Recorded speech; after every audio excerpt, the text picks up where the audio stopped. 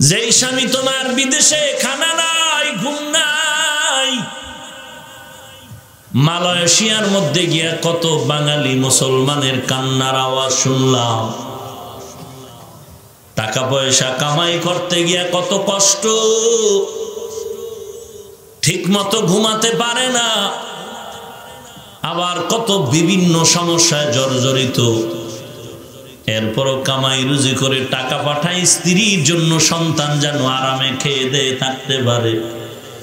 স্বামীর মাথার ঘাম পায়ে ফেলানো হালাল টাকা পাইয়া, রে মা তুমি যদি স্বামীর টাকা নিয়ে কোনো গুনাহের কাজে ব্যয় করো, আল্লাহর গজব তোমার উপরে মরার আগেই চলে আসবে।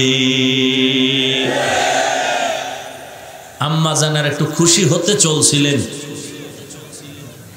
হ্যাঁ, আল্লাহ উভয়কে হেদায়েতের পথে চলার তৌফিক দান করেন।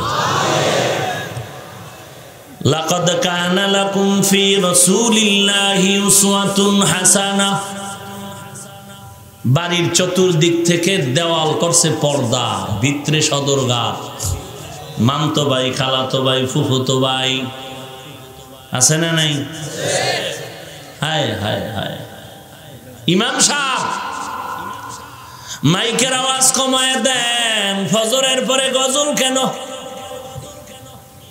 বাচ্চাদের ঘুমের ক্ষতি, সোনার ছেলেদের লেখাপড়ার ক্ষতি, মাইকের আওয়াজ কমায় দাও।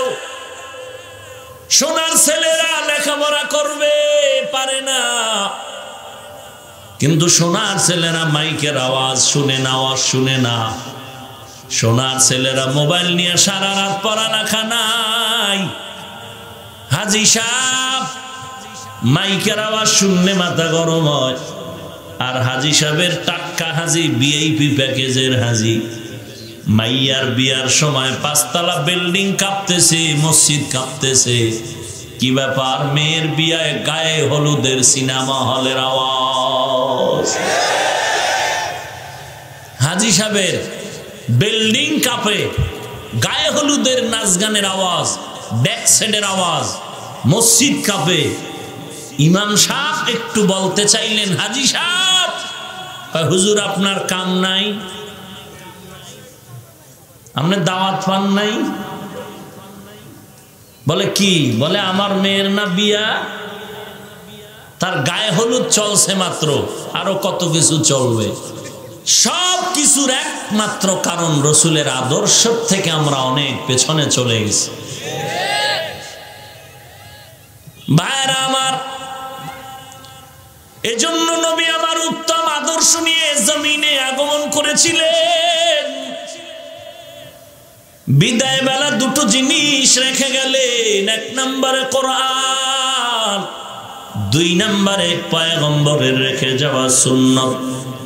এরে বগুড়ার মুসলমান, একটু জবাব দাও, আমার নবীজির সুন্নতের যে আদর্শ রেখে গেলেন, এগুলো পালন করবে হিন্দুরা, বৌদ্ধ, খ্রিস্টান, ইহুদি?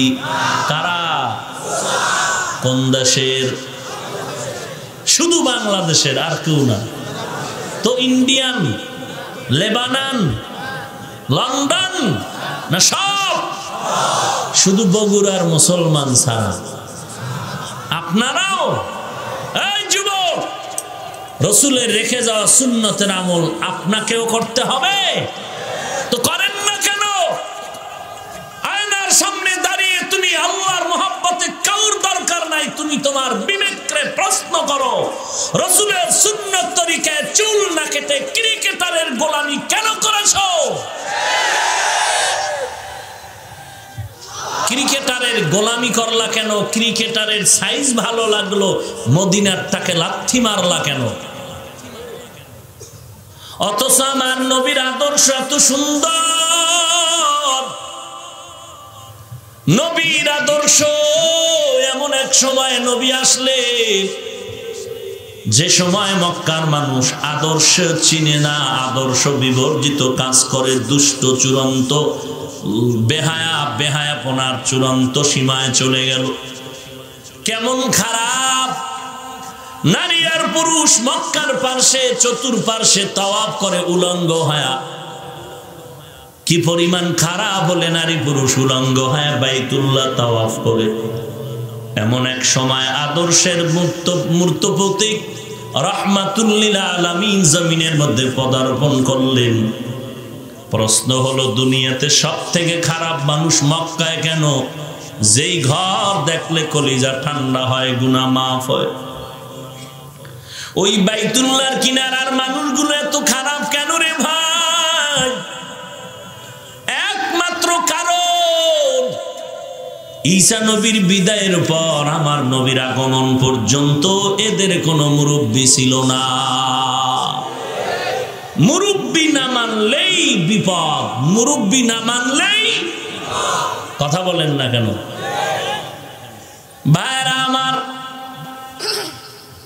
আজ তো মুরব্বী না মানার প্রতিযোগিতা চলছে। কি গৌরব! আমি কোরআন মানি, হাদিস মানি, কোনো মুরব্বী মানি না। আল্লাহর শপথ করে বলছি, যারা বলে আমরা কোরআন মানি, হাদিস মানি, ইমাম মানি না, ওস্তাদ মানি না, মুরব্বী মানি না, তারা কোরআন হাদিস কোনোটাই মানে না। মুরব্বী না মানলে কি বিপদ! সেদিন ঢাকাতেও বলেছে, এই উঠেন কেন আপনারা? যদি উঠেই যাবেন ঢুকলেন কেন? আমার ভাইদের মতো পার্শ্বে দাঁড়ায়া ভেতর থেকে চলে যাইতেন, বিড়ি টেনে আবার আসতেন। এই ডিস্টার্ব কেন করেন? মোনাজাত দিয়ে দিব তো ডিস্টার্ব কেন করেন? একটু ধৈর্য ধারণ করে বসেন। বাঙালি তো আর এখন তাড়াতাড়ি ঘুমায় না, গজবের মোবাইল ঘুম কেড়ে নিয়েছে। কথা ঠিক নেই? মোবাইল চালাইতে চালাইতে রাত্র 3টা 4টা বেজে গেল, খবর নাই। মুয়াজ্জিন যখন আজান দিবে মাইকে ফু দিয়েছে, তখন ঘুম। এক ঘুমে ফজর শেষ। এরপরও কি বাহাদুরি কয়, নামাজ না পড়লে কি হইব? দিল পরিষ্কার। নবী কয় নামাজ না পড়লে হয় চোর। কি হয়? তো চোরের দিল আর কি পরিষ্কার, এটা বলার বয়ান লাগে না। ভাইরা আমার, ঢাকা বলেছিলাম মুরব্বী না মানার অভিশাপ কেমন মারাত্মক। ঢাকা মালিবাগ মাদ্রাসা একটি ঐতিহ্যবাহী ইলমের মার্কাজ, যেখান থেকে একজন আলেম বের হওয়া মানে ইলমের দরওয়াজার বুলেট। সেখান থেকে একজন বিচক্ষণ আলেম মুফতি হয়ে বের হলেন। দামি মুফতি, সাধারণ মুফতি নয়। হাফেজে কোরআন, এত সুন্দর তিলাওয়াত। ঢাকার ঐতিহ্যবাহী দামি মসজিদে 10 বছরের ইমাম। আজ ওই বান্দা কোরআন আর হাদিসের অংশ পড়ে পড়ে বলে আল্লাহর এই অন্যায়, রসুলের এই অন্যায়। মুসলমানের পিটা বেতের ভয়ে, বাড়ির ভয়ে, মাইরের ভয়ে আজ বাংলাদেশের পার্শ্ব এলাকা ভারতে বসে ওই লেকচার দেয়। 10 বছরের মুফতি সাহেব ইমামতি করে নামাজ পড়াইলো, দামি মুফতি। আজ আল্লাহকে গালি দেয়, রসুলকে গালি দেয়। কেন? মুরব্বী না মানার কুফল। আপনারা দেখেন, আজ আমাদের ইসলামের এই পতাকার নিচে গোটা বাংলাদেশে দেখবেন যারা পেছ লাগায়, খোসা দেয়, বিতর্কিত কথা বলে উম্মতকে বিভ্রান্তে ফেলে দেয়, এদের পেছনে খোঁজ নিবেন সমস্যা কি? একমাত্র সমস্যা মুরব্বী মানে না। খোঁজ নিয়ে বলুন, আমি খোঁজ নিয়ে বলছি, মুরব্বী না থাকার কারণেই লাগামহীন বক্তব্য দিচ্ছে আর বলতেছে শবে বরাত পালন করা দুর্গা পূজার মতো। শবে বরাত পালন করবেন না, এই হাদিসে এই বলছে, ওই বলছে, এভাবে বলেন। দুর্গা পূজার সাথে তুলনা দেওয়ার মানে কি? তাও আমার মতো মোল্লা না, নাম দাম ডাক ডক্টর আল্লামা এরা বলে। আমার তো মাওলানাও লিখতে ভয় পাই। আমগো তো হ্যাডম নাই, অহংকারী নাই, বাহাদুরি নাই। আমরা তো মুরব্বীদেরকে মেনে চলার চেষ্টা করি। প্যাচ লাগানেওয়ালার দোষ নাই, সমাধান করনেওয়ালারে কয় তুমি এর ভুল ধরো কেন? কি হইছে অবস্থা জানেন? চুরি করতে গেছে চোরে, তার দোষ নাই, বাড়িওয়ালার দোষ। দুই চোরায় ঢুকছে, একটা মারা গেছে দেওয়ালের ইট ফুইরা। আর এক চোরায় আদালতে মামলা দিছে, বাড়িওয়ালায় দেওয়াল নরম করলো কেন, ফাঁসি চাই। বুঝেন নাই? হায় হায় হায়, আল্লাহ হেদায়েত দান করুন, বলে না আমি। এজন্য ছন্দ মিলায় কে যেন বলেছিল, ভবে আসলো কলির কাল, কুকুর কিনা কুকুর চাটে বাঘের গাল, এরকম একটা ছন্দ আছে।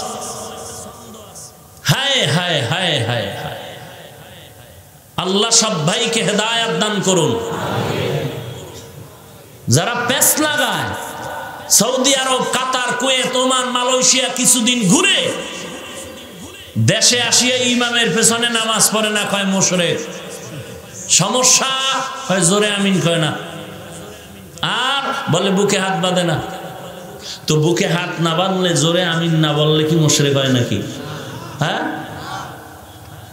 এলো অতি চালাক। চালাক ভালো, অতি চালাক ভালো না। আর অতি চালাকি কেন? ধর্মীয় শিক্ষা নাই, জাহান্নামের ভয় নাই, তাকওয়াওয়ালা মুরব্বি নাই। আল্লাহ আমাদের সব ভাইকে হেদায়েত দান করুন। কত মতবিরোধ, কত মতবিরোধ। আহা, আমি পাঁচকল্লি টুপি মাথায় দিয়ে অন্য টুপিওয়ালাকে তো গালি দিলাম না, আপনি কেন দেন? আমি কওমি মাদ্রাসায় লেখাপড়া করে আলিয়া স্কুল, কলেজ, ভার্সিটির বিরুদ্ধে বলিনি, আপনি কওমির বিরুদ্ধে ইশারা ইঙ্গিতে কেন গালি দেন? আপনি গালি দিতে পারবেন আর আমি জবাব দিতে পারবো না, এটা হতে পারে না।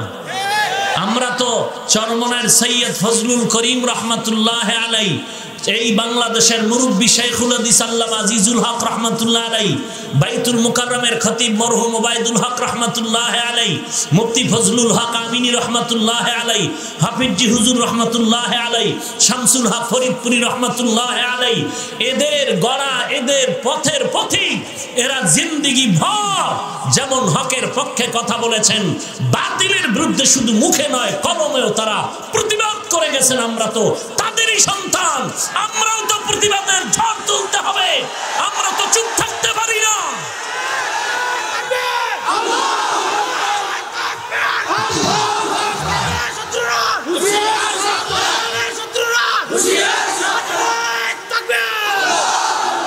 আমরা কাউকে গালি দিব না, আঘাত করব না, কিন্তু কেউ যদি আঘাত করে, কেউ যদি গালি দেয়, কেউ যদি ধর্মের উপরে কেউ বিতর্কিত সৃষ্টি করে, তার জবাব দিতে হবে উম্মতের ঈমান বাঁচাবার জন্য। জবাব দেওয়া সমালোচনা নয়, জবাব দেওয়া সমালোচনা নয়। আপনি ইমাম আবু হানিফাকে মুশরিক বলে গালি দিবেন, চরমনার হুজুর তাকে গালি দিবেন, হাটহাজারীর হযরতকে গালি দিবেন, আর এদেশে লক্ষ লক্ষ তাওহীদি ঈমানি মুসলমান থাকবে চুপ করে, এটা হতে পারে না, এটা সম্ভব নয়। আল্লাহ সব ভাইকে বুঝার তৌফিক দান করুন। যারা হকের বিরুদ্ধে, তাবলীগের বিরুদ্ধে, চরমনাই, হাটহাজারী, দেওবন্দি, কওমি যারা আহলে হক, এদের বিরুদ্ধে জিকির নিয়ে মন্তব্য করবে, দাওয়াত নিয়ে মন্তব্য করবে, আপনারা কিচ্ছু দলিলের দরকার নাই, ওই মন্তব্যটাই দলিল। তারা বাতিল, তারা কি? তারা কি? বাতিল। দলিল কি? হাটহাজারীর হুজুরের গালি দিল কেন? জিকিরের বিরুদ্ধে, আল্লাহর জিকিরের বিরুদ্ধে মন্তব্য করলো কেন? দাওয়াত ও তাবলীগের বিরুদ্ধে মন্তব্য করলো কেন? এটাই তিনি বাতিল হওয়ার দলিল। বলেন না কেন? হক না বাতিল? বাতিল।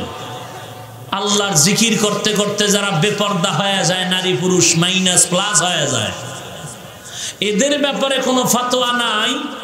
আর যারা তাবলিগে গিয়া, চরমনাই গিয়া, উজানি গিয়া, আহলে হক আল্লাহওয়ালার সোহবতে গিয়ে দাড়ি ছিল না দাড়ি উঠেছে, পর্দা ছিল না পর্দা করে, হালাল খাইতো না হালাল খায়, এদের ব্যাপারে যদি মন্তব্য করে আর কোনো দলিল লাগবে না, তারা বাতিল। আল্লাহ হেদায়েত দান করুন। আরো জোরে বলেন। আর একটু সামনে আগাবো না কষ্ট হবে? এবার আপনারা বলেন, নবী দুনিয়াতে কি নিয়ে আসলেন? মাশাআল্লাহ। কি রেখে চলে গেলেন? কোরআন আর সুন্নাহ। হাদিস বলবেন না, কোরআন হাদিস না, কোরআন আর সুন্নাহ। হাদিস কেন বলবেন না এ বিষয়ে লম্বা চওড়া কথা আমি বিভিন্ন প্রোগ্রামে বলেছি। রসুল বলেছেন কোরআন সুন্নাহ, আপনি হাদিস বলবেন কেন? এক নাম্বার কথা। নবী বলেছেন কিতাব আল্লাহ ওয়া সুন্নাত রাসূলি, নবী সুন্নাত বলেছেন, হাদিস কেন বলেন না? লম্বা কথা এখানে। আমরা হাদিস বলবো না, কারণ আমরা সুন্নতের অনুসরণ করি, হাদিস মানা যাবে না। হাদিস লক্ষ লক্ষ হাদিসকে আমরা সমর্থন করা যাবে, কিন্তু কোন মুমিন মুসলমানের জন্য রসুলের লক্ষ লক্ষ হাদিস মানা যাবে না। যাবে? আমল করা যাবে? আমলের জন্য সুন্নত, হাদিস নয়। হাদিসে আছে দাঁড়াইয়া প্রস্রাব করেছেন নবী একবার ঠেকায় পড়ে, আপনি আমল করবেন? নবীর হাদিসে আছে নবীজির 11 জন বিবি ছিল, আপনি আমল করবেন? খুব সাবধান। হাদিসে বহু কিছু আছে, কিন্তু এটা বুঝতে হবে কোন সময়ের হাদিস। হাদিসের সাথে কোরআনের আয়াতে অনেক সময় বিরোধ হয়ে যায়। কোরআনের আয়াত বলে একরকম, হাদিস বলে একরকম। মুহাদ্দিসিনে কেরাম, মুফাসসিরিনে কেরাম, ফকিহুল উম্মাহ যারা এগুলো সমন্বয় করে, মুজতাহিদিন ইমাম যারা, এরা এর সমাধান করে গেছেন। অতএব আমাদের অতি চালাকি করার কোনো প্রয়োজন নাই। আল্লাহ আমাদের সবাইকে হেদায়েত দান করুন।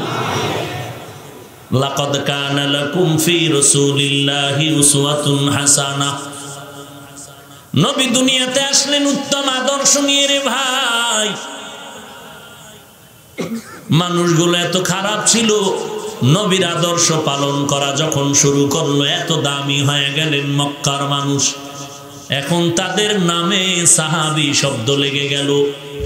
শুধু তাই না, 10 জন সাহাবা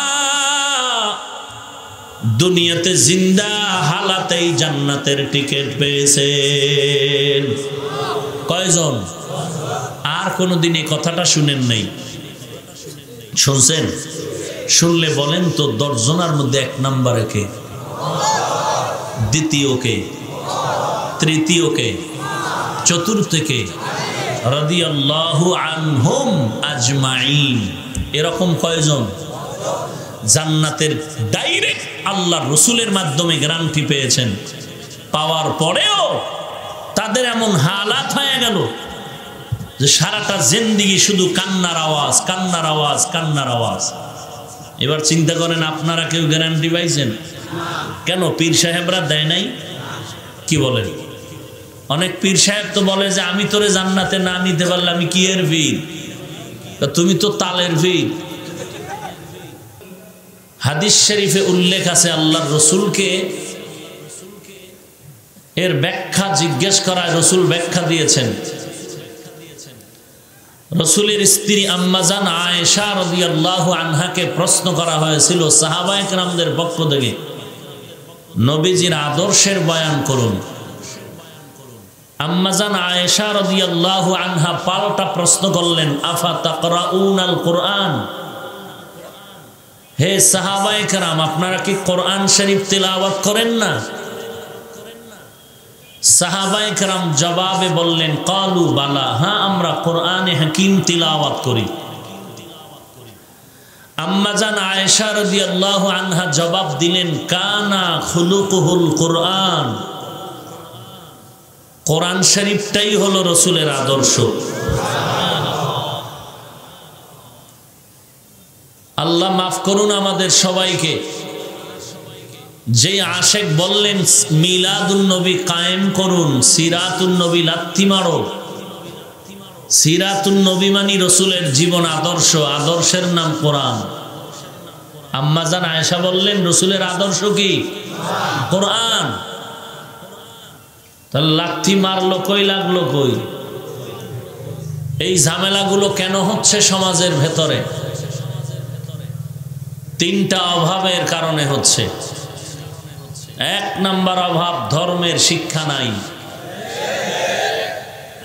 খুঁজে দেখেন তারা চূড়ান্ত মূর্খ। আলিফ বা তা একটা অক্ষর পড়তেও পারে না, চিনেও না। দুই নাম্বার অভাব, জাহান্নামের ভয় নাই। তিন নাম্বার অভাব, তাকওয়াওয়ালা কোনো মুরব্বি নাই। কি ওয়ালা? তাকওয়াওয়ালা মানে কি? তাকওয়া মানে কি? আল্লাহর ভয়। আর যিনি আল্লাহকে ভয় করবেন তার ব্যাখ্যা কি? ইচ্ছা করে তো গুনাহ করবেনই না, বলেও যদি গুনাহ হয় তওবা করতেও দেরি করবেন না। এলো আল্লাহর ভয়। আর এই ভয়টা সব থেকে বেশি করবে সমাজে ওলামায়ে কেরাম। ইন্নামা ইয়াখশাল্লাহা মিন ইবাদিহিল উলামা। আল্লাহ বলেন নিশ্চিত আমার বান্দাদের মধ্যে যারা উলামা, এরা আমি আল্লাহকে বেশি ভয় করবে। ভয়ের ব্যাখ্যা হলো ইচ্ছা করে গুনাহের কাছেও যাবে না, অজান্তে অনিচ্ছায় গুনাহ হয়ে গেল তওবা করতেও দেরি করবে না।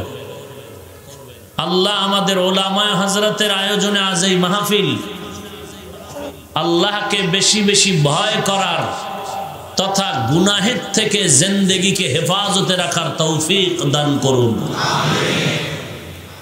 তো মিলাদুন নবী মানি রসুলের জন্ম মোবারক, সিরাতুন নবী মানি রসুলের জীবন আদর্শ। দুইটার মধ্যে পাওয়ার বেশি সিরাতুন নবী। আমাকে বলুন জন্ম কয়বার হয়েছে নবীজির? একবার। সময় লাগছে কয়দিন? 5 দিন। সামান্য। বেশি যদি বলেন তো একদিন বলা যায়। কয়দিন? একদিন। আর সিরাতুন নবী রসুলের জীবন আদর্শ, জীবন কতদিন রসুলের বলেন? আর একটা শব্দ আছে ওয়াফাতুন নবী, এখানেও দ্বন্দ্ব। রসুলের ইন্তেকাল, আশেকে রসুল অতি আবেগে বলে মূর্খতা বশত নবী মরে নাই। নবী আপনাদের জিজ্ঞেস করি, জানা থাকলে জবাব দেন, রসুলের ইন্তেকাল হয়েছে কিনা? জানাজা হয়েছে কিনা? দাফন হয়েছে কিনা? জিন্দা নবীর দাফন হয়েছে আর জানাজা হয়েছে? আল্লাহ কি বলেন? ইন্নাকা মাইয়িতুন ওয়া ইন্নাহুম মাইয়িতুন। হে রাসূল করিম সাল্লাল্লাহু আলাইহি ওয়া আলিহি ওয়াসাল্লাম, ইন্না নিশ্চয়ই, কা আপনি রসুল, মাইয়িতুন মাইয়িত মানে কি? জিন্দা।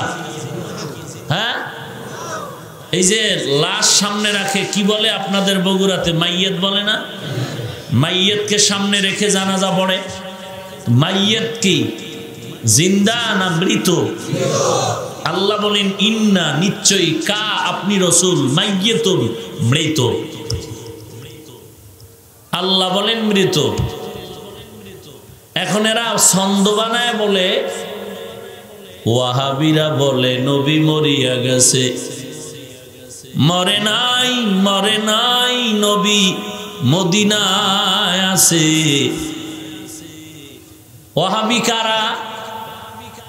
যারা নবীরে দাঁড়াইয়া ইয়া নবীর সালাম দেয় না, এদের ওয়াহাবি বলে। তো নবীরে দাঁড়াইয়া সালাম দেয় নাই আবু বকর, ওমর, ওসমান, হযরত আলী রাদিয়াল্লাহু আনহুম। একজন সাহাবীও রসুলকে দাঁড়াইয়া ইয়া নবী ইয়া রসুল সালাম আলাইকা বলে কোনদিন সালাম দেন? একটা প্রমাণ, গোটা বাংলাদেশ না গোটা দুনিয়া ঘুরে, আরো ৮-৯ মাস আগে আমি বলেছি এই কথা, গোটা দুনিয়া ঘুরে যদি একটা প্রমাণ পাওয়া যায় যে একজন সাহাবী নবীকে দাঁড়াইয়া, কাছে হোক দূরে হোক, ইয়া নবী সালামু আলাইকা, ইয়া রাসূল সালামু আলাইকা, ইয়া হাবিব সালামু আলাইকা, সালাওয়াতুল্লাহি আলাইকা বলে সালাম দিয়েছেন, একটা প্রমাণ দিলে কওমি অঞ্চলের কেউ না গেল আমি তোমাদের লাইনে আছি। যতদিন পর্যন্ত দেখাতে পারবে না আমরা ততদিন পর্যন্ত এর পক্ষে যেতে পারি না। বাট আমরা গালিও দিব না, কারণ গালি দেওয়া পাপিষ্টের কাজ, গালি দেওয়া পাপিষ্টের কাজ। তারপর অজান্তে দুই একটা করা খুব কর্কশ কথা যদি বের হয়ে যায়, বয়ানের ফাঁকে ফাঁকে বলি আল্লাহর ওয়াস্তে ক্ষমা করে দিবেন, এটা তো প্রত্যেক বয়ানে অনেক ওলামায়ে কেরাম বলেন। এরপরে মোনাজাতেও তো আল্লাহর কাছে বলা হয় আল্লাহ বয়ানের ভুল ত্রুটি দয়া করে মাফ করে দেন। এরপরও যারা চুলকানির ব্যারাম আছে এদের হেদায়েত কপালে নেই। শেষ করে দিল আমাদের এই অ্যালার্জি, হাসাদ আর হিংসার কারণে। আঙ্গুলটা উঁচু করে বলে তুই খারাপ, কিন্তু নিচের দিকে 3 আঙ্গুল আমাকে বলে আমি খারাপ। নিচে 3 আঙ্গুল আমাকে বলে আর 1 আঙ্গুল বলল তুমি খারাপ।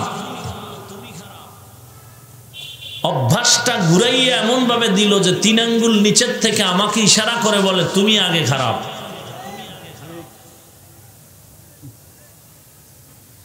আল্লাহ সব ভাইকে হেদায়েত দান করুন। তাহলে আবু বকর নবীরে দাঁড়াইয়া সালাম একটা প্রমাণ দেন না, বাংলাদেশ না গোটা দুনিয়া খুঁজে একটা হাদিস বের করেন, কোনো ঝগড়া নেই।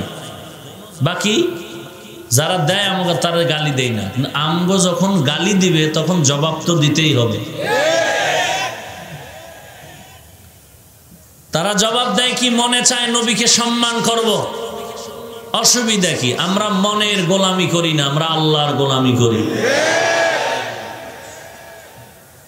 আমরা মনের গোলাম না আল্লাহর গোলাম। মুসলমানের সর্ব অবস্থায় মনে রাখতে হবে জিন্দেগির ইহকাল পরকালের জন্য আমাদের আসল হলো 2 জন। 1 সেকেন্ডের জন্য ভোলা যাবে না আমাদের জীবনের আসল কতজন? 1 নম্বরে আমার আল্লাহ। বলুন 1 নম্বরে কে? তারপরে আমার রহমাতুল্লিল আলামিন। মনে থাকবে ইনশাআল্লাহ। এই 2 জন আপন না আসল? আসল আসল আসল আসল কতজন? 2 জন। নাম্বার 1 তারপরে রহমাতুল্লিল আলামিন। বাকি যারা আছেন মা বাবা ওস্তাদ পীর মাশায়েখ ইমাম খতিব, এরা কেউ আমাদের আসল না আসল না আসল না, বেশি থেকে বেশি তারা আপন। পীর সাহেব আসল না আপন? মা বাবা আসল না আপন? ওস্তাদ আসল না আপন? ইমাম সাহেব আসল না আপন? এই আপন যে তাও কতক্ষণ? আমার আসল ঠিক রেখে চলবেন যতক্ষণ। যদি দেখি আমার পীর সাহেব আমার আসল মানে না, আমিও পীর মানি না, কোনো ভেজাল আছে? কোনো ভেজাল নাই, কোনো দলাদলি নাই, দালালি নাই। আর যদি বলে আমি পীর ধরেছি আর ছাড়বো না, জাহান্নামে গেলে যাব, বুঝতে হবে এটা পীরের দালাল। কোনো দালাল হতে চাই না, দলাদলিও চাই না। আমরা পীর সাহেবকে সম্মান করব আপন হিসাবে, আর আপন থাকবেন কতক্ষণ? আসল আল্লাহ এবং নবী মানবেন যতক্ষণ। আমাদের সমাজে এমনও পীর পাওয়া যায়, চেহারাটা ভাল্লুকের মতো, চুলগুলো উল্লুকের মতো, নামাজ নাই, তেলাওয়াত নাই, কোরআন নাই, সুন্নাত নাই, পর্দা নাই। শুধু পীর না, মুজাদ্দিদে জামান, কুতুবে রব্বানি, মাহবুবে সুবহানি। দীর্ঘ 40 বছর হয়ে গেল, একবারও বাংলাদেশের কোন এলাকায় গিয়ে একটু উম্মতের কোরআনের বয়ান করেনি। করেছে? আমার নবীজির থেকে বড় পীর সাহেবের কি নাম? বগুড়ার মুসলমান। আমার নবীর থেকে বড় পীর সাহেবের নাম কি? বড় পীর আব্দুল কাদের জিলানী, খাজা মুঈনুদ্দিন চিশতি আজমিরি। তো মাইজবান্ডার, দেওয়ানবাগ, রাজারবাগ, সুরেশ্বর, চন্দ্রপাড়া, আটরশি, তো কি কেউ নাই? সবাই একমত আমার নবীজির থেকে বড় পীর? সবাই একমত? কোন নবীও না, রসুলও না। এই জমিনে বহু দরবার শরীফ আছে, আছে না নাই? আমার নবীর মদিনার দরবার থেকে দামি দরবারটার কি নাম? তাও নাই। এই বাংলা কথাগুলো মনে রাখবেন, কোনো কথা নাই, সোজা কথা যে মানবে না, বাঁকা বেতের বাড়ি দিতে হবে। আমরা আমাদের মুরব্বী যারা আলেম ওলামা, যাদের পদাচারণে, যাদের নেক নজরে আমরা এই দিনের হকের পথে আসছি, আবু তালিব নবীর চাচা, কত আদরের, বংশের লোকেরা বিচার দিল, তোমার ভাতিজাকে বারণ করো আমাদের ধর্মের বিরুদ্ধে কথা বলে। চাচা আবু তালিব নবীকে ডাকলেন, ভাতিজা আমাদের ধর্মের বিরুদ্ধে কথা বলো কেন? জবাব দাও। রসুল আমার জবাব না দিয়ে কান্না শুরু করলেন। আহা, কান্না কেন? জবাব দাও। নবী কি বলেছিলেন? আমি কি জবাব দিব? আল্লাহ আমাকে পাঠাইছেন এই দায়িত্ব। ওয়াল্লাযী আরসালা রাসূলাহু বিল হুদা ওয়া দীনিল হক লিইয়ুযহিরাহু আলাদ দীনি কুল্লি। একদিকে আমি যেমন হকের দাওয়াত দিব, অপর দিকে বাতিল ধর্মের বিরুদ্ধে কথা বলে হকের পতাকা উড্ডীন করব। আমার এটা দায়িত্ব। হকের পক্ষে দাওয়াত দেওয়া যেমন দায়িত্ব, অন্যায়ের বিরুদ্ধে প্রতিবাদ করাও তেমন দায়িত্ব। আবু তালিব চাচা বললেন, ভাতিজা যাও, তোমার কাজ তুমি করো, একটা ফুলের টাকাও তোমার শরীর মোবারকে লাগবে না। এই ইতিহাস শুধু হকের কথাই মুমিনের পরিচয় নয়। বিশেষ করে উম্মতে মুহাম্মদীর এত সুনাম কেন? আল্লাহ তা কোরআনে উল্লেখ করেছেন, কুনতুম খায়রা উম্মাতিন উখরিজাত লিন-নাস তা'মুরুনা বিল মা'রুফ ওয়া তানহাউনা আনিল মুনকার ওয়া তু'মিনুনা বিল্লাহ।